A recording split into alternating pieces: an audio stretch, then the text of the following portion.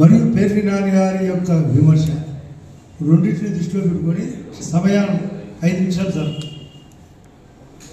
Clear కట్గా English పేపర్లో double engine must for AP అంటే ఖచ్చితంగా ఇక్కడ ఆంధ్రప్రదేశ్లో కూడా డబుల్ ఇంజన్ రావాలని స్పష్టంగా చెప్పడం జరిగింది. హిందూ పేపర్లో కూడా క్లియర్ కట్గా ఇచ్చారు. అన్ని పేపర్లో ఇంగ్లీష్ పేపర్లతో పాటు తెలుగు పేపర్లో కూడా స్పష్టంగా ఇస్తే తగుదనమ్మ అనకుండా తన సాక్షి పేపర్లో ఇష్టం వచ్చినట్టు రాతలు, అది మీకు అప్లికబుల్లో కాదో నాకు తెలియదు, కానీ ఇక్కడ పేర్ని నాని గారి స్టేట్మెంట్ సాక్షిలో దృష్టిలో పెట్టుకొని చెప్తున్నాను.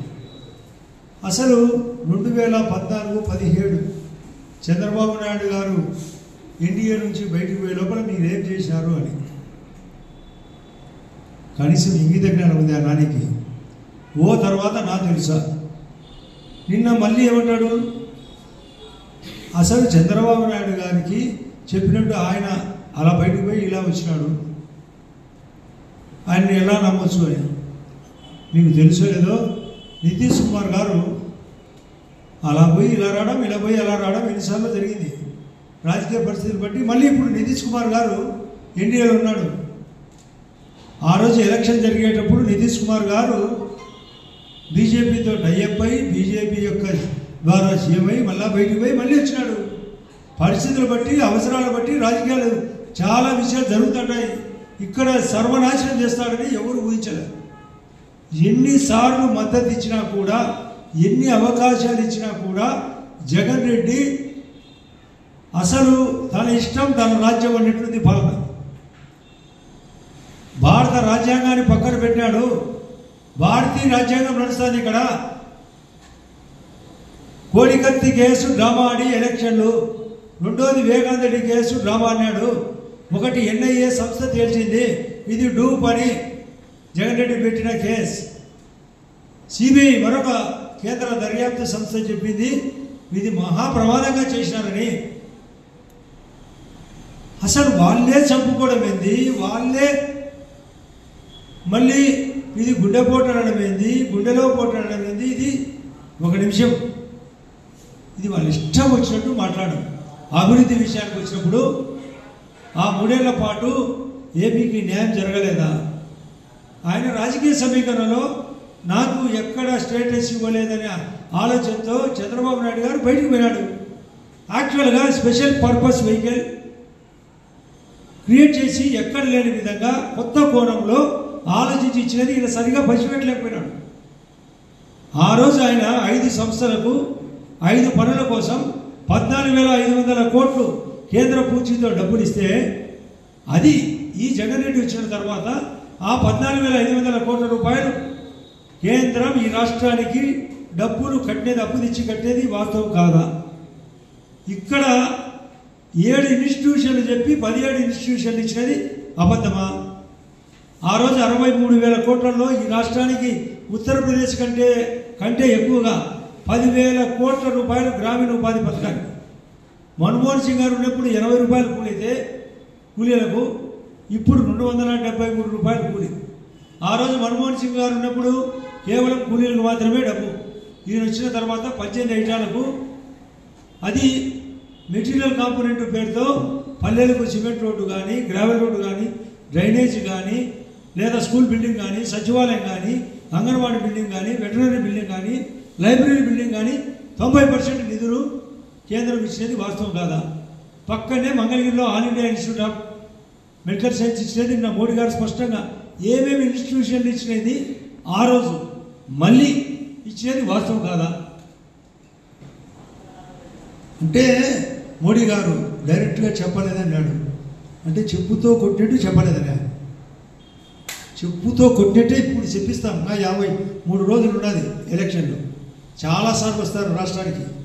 కేంద్రం పెద్దలు మేము అందరం కలిసి మీరు కోరుకుంటున్నారు కదా, ఇట్లా కాదు ఎట్లా చెప్పాలని. ఇప్పుడు అర్థం కాదా? డబుల్ ఇంజన్ ప్రభుత్వం అంటే అర్థం కాదా? నిన్న ప్రజలలో ఒకటే ఈలలు కేకలు. ఆయన అంటే ఆయనకు ఒకటే అర్థమైంది, ఈ యొక్క జగన్ ప్రభుత్వము పోవాలని ఇక్కడ కూటమి ప్రభుత్వం రావాలని ప్రజల కోరిక. బ్రహ్మాండంగా సభ జరిగితే వెల పోయిందంట సభ, సాక్షి పేపర్లో. అంటే నీవు వెల ఎక్కువైంది, నీది సంపాదన వెల ఎక్కువై నీకు వెల కట్టేది, డబ్బులు కొట్టేది తెలుసు, సభ వెల పోయిందని మాట్లాడతావా? మేము స్వయంగా చూసినాం, మాకే తావు దొరకలే అక్కడ. అంత జనం, పట్టణంత జనం స్వచ్ఛందంగా వచ్చారు. నీ మాదిరి వ్యాపారం చేస్తే అవలే, వ్యాపారంతో తెచ్చుకుంటావు. ఒకటి పదే కేసీఆర్ గారు చెప్పేవాళ్ళు, తరలించిన జనం తరలిన జనం అని. నిన్న వచ్చినది తరలిన జనం, నీకు వచ్చేది తరలించే జనం. తెలుసుకో, ఎంత కావాలంటే అంత అభివృద్ధి కావాలంటే మోడీ ప్రభుత్వం అధికారంలోకి ఇక్కడ కూడా రావాలి. చాలా రాష్ట్రము ఖాళీ కూలిపోతుంది, కుళ్ళిపోయింది. నీ ధనదాహానికి బలైంది. మొన్న నేను 3 days బ్యాక్ 15వ తేదీ నాడు కడపలో ఉన్నప్పుడు శర్మిలమ్మ కనపచ్చింది. అమ్మా తల్లి, నీ పోరాటం ఎంతవరకు చెయ్యి, కానీ మీ అన్నకు ఎన్ని పాత్రలు అయితే ఆయన కడుపు నిండుతుందని అడిగినా డైరెక్ట్గానే. పాత్రలు అంటే డంప్స్. పద్మనాభ స్వామికి ఒక డంపు ఉంటే మీ అన్నకు ఎన్ని పాత్రలు కావాలని ఈ రాష్ట్రాన్ని అప్పుల పాలు చేసి చంద్రబాబు నాయుడు గారు విడిపోయే నాటికి 4.5 లక్షల కోట్ల అప్పు, ఈరోజు 6.5 లక్షల కోట్లు పెంచి 11 లక్షల కోట్ల అప్పు.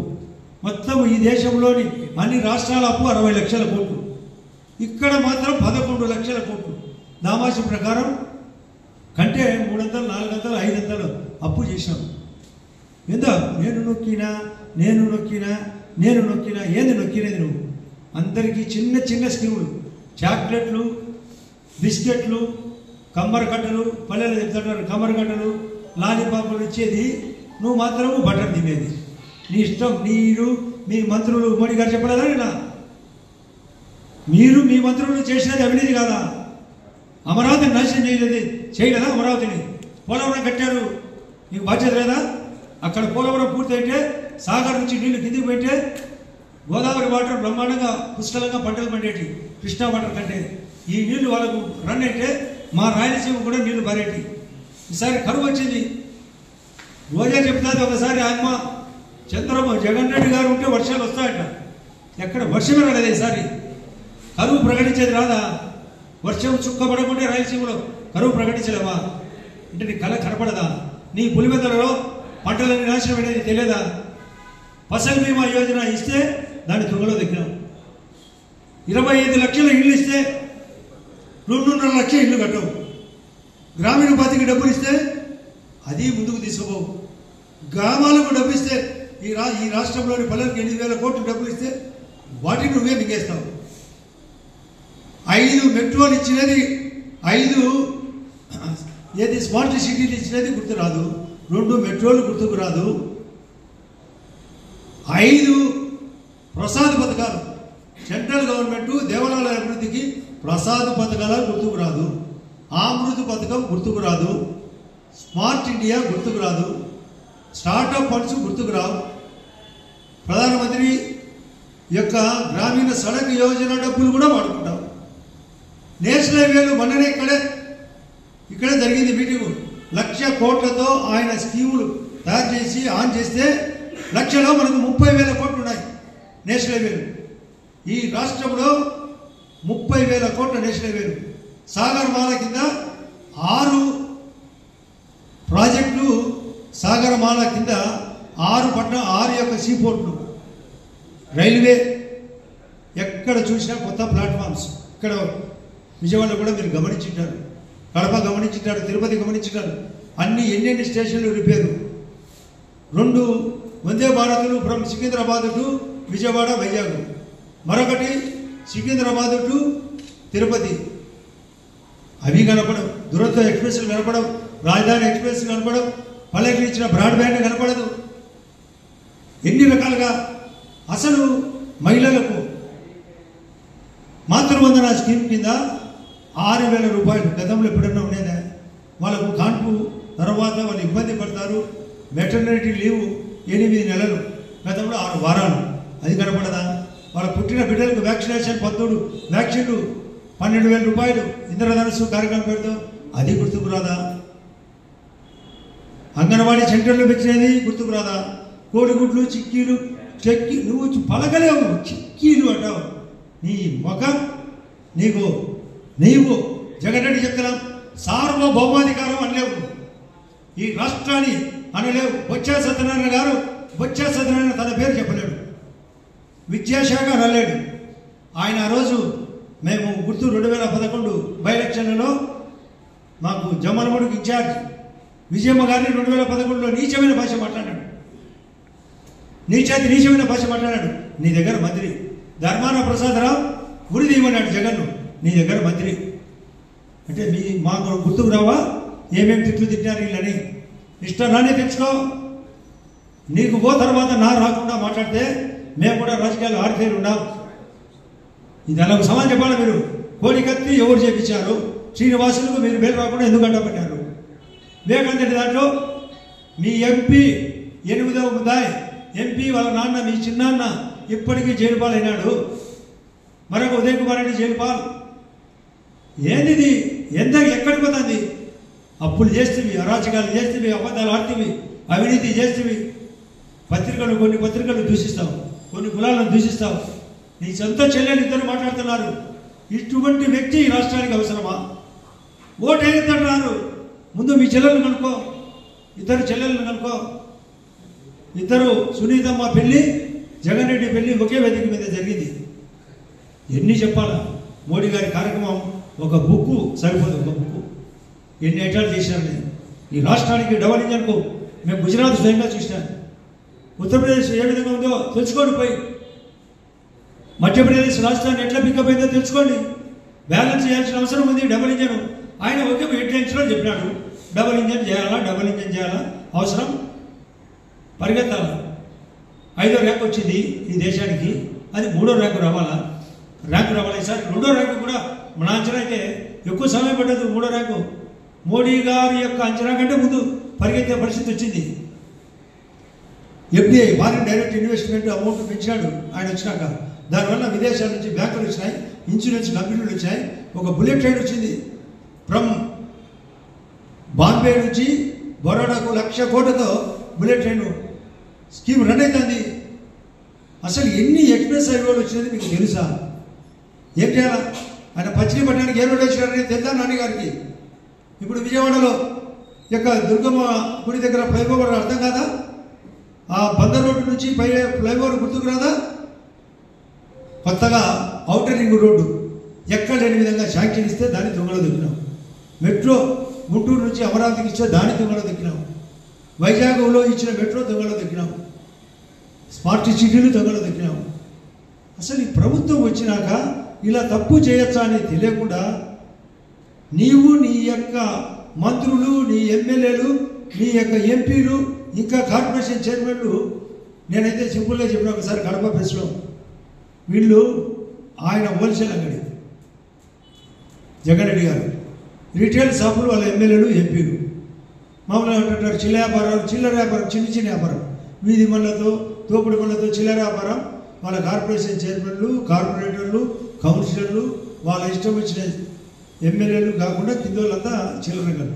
పెద్దంగడి, చిన్నంగడి, చిల్లరంగలు మళ్ళీ కావాలి మీకు. ఎందుకంటే వ్యాపారం జరగాలి కదా.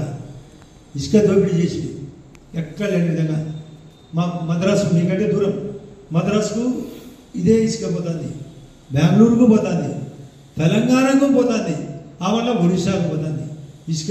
అక్కడ నుంచి మధ్య దొంగగా తెచ్చుకొని మీరే అమ్మిస్తారు. ఆ ఇసుక వ్యాపారం సారా అమ్మే సార్ ఎవరు అంటే జగన్ సార్. ఎర్రచందనం అమ్మిరి, పుష్ప సినిమా వచ్చా, మీరే పుష్ప. ఎర్రచందనం అమ్మిరి, గనులు ఆక్రమించింది. కాబట్టి గనులు ఆక్రమించిన ఎవరు అంటే జగనుడు. టెండర్దారులకు వాళ్ళతో పనులు చేయించుకొని బిల్లులు ఇచ్చినావా? గ్రామీణ ఉపాధి డబ్బు నువ్వెట్లా పడతావు? గ్రామాలకు ఇచ్చిన డబ్బు నువ్వెట్లా పడతావు? జలజీవన్ మిషన్కు 19,000 కోట్లకు గాను మేము 9,500 కోట్లు ఇస్తామని ఒక 3,000 కోట్లు డబ్బు ఇస్తే నువ్వు వాడలేదా? 170 నియోజకవర్గాల్లో ఒక 5 అసెంబ్లీలు కాకుండా 170x2 340 మొబైల్ వెటర్నరీ వెహికల్ సంచార పశు వైద్యశాలలు ఒక్కొక్కటి 36 లక్షలు. టోటల్ మోడీ గారి ప్రభుత్వం ఇచ్చినది. ఆయన ఫోటో కనపడదు, వాళ్ళ నాన్న ఫోటో, ఆయన ఫోటో. దానికి మళ్ళీ మెయింటెనెన్స్కు ఒక్కొక్క వెహికల్కు 2 లక్షల రూపాయలు ఉచితంగా నెల నెల. అది ఎప్పుడన్నా చూస్తానవా? కొత్త కోణము. ఎంఆర్ఐ సిటీ స్కాన్లు ఇచ్చినారు. ఆయుష్మాన్ భారత్ కార్డు ఒక్కొక్కరికి 5 లక్షలు. ఈ రాష్ట్రంలో 1,30,00,000కు ఆన్లైన్ ఓపెన్ చేస్తే మీకు అందరికీ వర్తిస్తుంది. 5 లక్షల వైద్యం ఇంట్లో ఎంతమంది కంటే మన ఉంటే మా బాజీగారు ఉన్నారు. నేను బాజీగారితో చెప్పిన, ముస్లిమ్స్ ఇంట్లో సంతానం ఎక్కువ, పాపం వాళ్ళ యొక్క పద్ధతిలో పోతున్నారు, ఎక్కువ లాభం వాళ్ళకే. వాళ్ళకు ఒక్కొక్కరికి 5 కేజీల బియ్యం ముస్లిం సోదరులకు, ముస్లిం మైనార్టీ చైర్మన్ ఆయనకు తెలుసు. ఎక్కువ సంఖ్య ఉండేది వాళ్ళే. బియ్యం ఎక్కువ వస్తాయి ఉచితం. బియ్యంతో పాటు 2 కేజీలు పప్పు గింజలు వస్తాయి, 1 కేజీ నూనె వస్తుంది. ప్రతి నెల ఉచితంగా ఇచ్చినది కనపడదా? ఆయుష్మాన్ భారత్ కార్డు కనపడదా? జలజీవన్ మిషన్ నిధులు కనపడవా? ఎక్కడ లేని విధంగా 25 లక్షల ఇళ్ళు కనపడవా? టాయిలెట్లు కనపడవా? కాబట్టి కరెంటు పవర్, ఇదొకటి ముఖ్యంగా power purchase agreement PPA-1, Polavaram project authority PPA-2, ఈ రెండింటిని సర్వనాశనం చేసినాం. PPA-1, PPA-2 సర్వనాశనం. మీరు బాబు దయచేసి 10 నిమిషాలు అంటే చెప్పండి, నేను బ్రేక్ కొడతాను. మీరు మాట్లాడుకుంటే మాకు బ్రేక్. మీకు ఒకటే విషయం, నేను టైం ఫ్యాక్టర్ మెయింటైన్ చేసామని కారణం అంటే సింపుల్గా ఒకటే, మా ఎంత బాధ అంటే Polavaram project authority PPA, power purchase agreement కూడా PPA. నీ ఇష్టం 20 ఏళ్ళ కానీ మాట్లాడుతుంది, అందరితో కొట్టి గుంజి 30 ఏళ్ళకు ఎక్స్టెన్షన్. ఆయన అంబటి రాంబాబు గారు ఉన్నారు, సిగ్గులే అనిల్ కుమార్ యాదవ్ పాత మంత్రి, ఇరిగేషన్ మంత్రి పలానా రోజు అంటాడు, ఇప్పుడు వచ్చాడు నాకు తెలియదు అంటాడు. అంటే ఇదేంటి సినిమాలు ఏమన్నా? ఏది పూర్తి చేయాలనుకున్నారో చెప్పండి, ఏది పూర్తి కాకూడదు. ఎప్పుడు ATM మాత్రం మీకు డబ్బులు రావాలా? డబల్ ఇంజన్ ప్రభుత్వం రావాల్సిన అవసరం ఈ రాష్ట్రంలో ఎంతైనా అవసరం ఉంది. అది మోడీ గారి అచీవ్మెంటు. కరెక్షన్స్ జరుగుతాయి. చంద్రబాబు నాయుడు గారు ఆ రోజు కొన్ని విషయాలు అర్థం చేసుకోలేకపోయినాడు, ఇప్పుడు సవరణ చేసి వచ్చినాడు. పవన్ కళ్యాణ్ గారు మొట్టమొదట 2014లో ఆయన పార్టీ పోటీ చేయలే, 19లో పోటీ చేసినాడు. ఇప్పుడు 24లో అర్థమైంది, అరే ప్రతిపక్షాలన్నీ ఏకమైతే కానీ కుదరదని ఆయన బాధ కప్పుతున్నాడు. ఆయన కూడా తిరగకుండా చేశాడు. లోకల్వాడ ఎలక్షన్లో నిమ్మగడ్డ రమేష్ కుమార్ రాశాడు, అసలు ఎక్కడ జరుగుతుందా ఈ విధంగా గుంజేదని. ఓట్లు ఇష్టం వచ్చినట్టు అడ్మిట్ చేసుకున్నారు. వాటికి ఎలక్షన్ కమిషన్ కంప్లైంట్, వ్యవధి బాగా వచ్చింది. మీకు చెప్పుతో కొట్టినట్టు చెప్పుతేనే పరిష్కారం అయితే మేము చెప్పుతో కొట్టినట్టే చెప్తాం. మిస్టర్ నాని గారు ఇది నోట్ చేసుకోండి. మీకు ఇదే కదా, మీకు సాఫ్ట్ పనిచేయదు కదా, అంటే సులభంగా చెవుకు ఎక్కదు కదా మీరు, ఎందుకంటే మీకు వ్యాపారం పెట్టినారు కదా. ఇది ఖచ్చితంగా అదే జరుగుతుంది. చాలా విషయాలు మేము పూర్తి స్థాయిలో ఆలోచన చేసి నిన్న కూడా 15 నిమిషాల పాటు సపరేట్గా చంద్రబాబు నాయుడు గారు, పవన్ కళ్యాణ్ గారు మా మోడీ గారితో మాట్లాడే విషయం కూడా హైలైట్ పాయింట్. ఇక్కడ ఎలక్షన్ కమిషన్ యొక్క కండిషన్ ఏ విధంగా ఉంది, ఇక్కడ చీఫ్ సెక్రటరీ ఎలా ఉన్నారు, DGP గారు అయితే ఎట్లా, పోలీస్ డిపార్ట్మెంట్ ఎట్లా, వాలంటీర్లు ఎట్లా, వాళ్ళు చేసే మోసాలు ఏ విధంగా ఉన్నాయి, వాళ్ళ పత్రికలో రాసే విధానం ఎట్లా, అన్ని చర్చ పెట్టారు. ఆ చర్చల సారాంశం చాలా లోతుగా ఉంటుంది, ధర్మబద్ధంగా ఉంటుంది. మీ యొక్క తప్పుడుకు ఎవ్వరు అవకాశం ఇవ్వరు. మేము లోకల్ బాడీ ఎలక్షన్ అనుకుంటున్నారు, మళ్ళీ బై ఎలక్షన్ నడిపినారు మీ ఇష్టం వచ్చినట్టు. తిరుపతిలో IAS ఆఫీసర్లు ఇంటికి పోయినారు మీ దెబ్బకు. తిరుపతి బై ఎలక్షన్లో, బద్వేలు బై ఎలక్షన్లో మోసాలు చేశారు, ఆత్మకూరు ఎలక్షన్లో మోసాలు చేశారు. మీ ప్రభుత్వం మొన్ననే అయిపోయింది. మీకు చెక్కు స్టార్ట్ అయింది. చెక్కు స్టార్ట్ అయ్యాక అన్ని విషయాలు మేము కూడా రాజకీయంగా మీకు చెక్కు పెడతాం, చెక్కి చెక్కు పెడతాం. Right, thank you.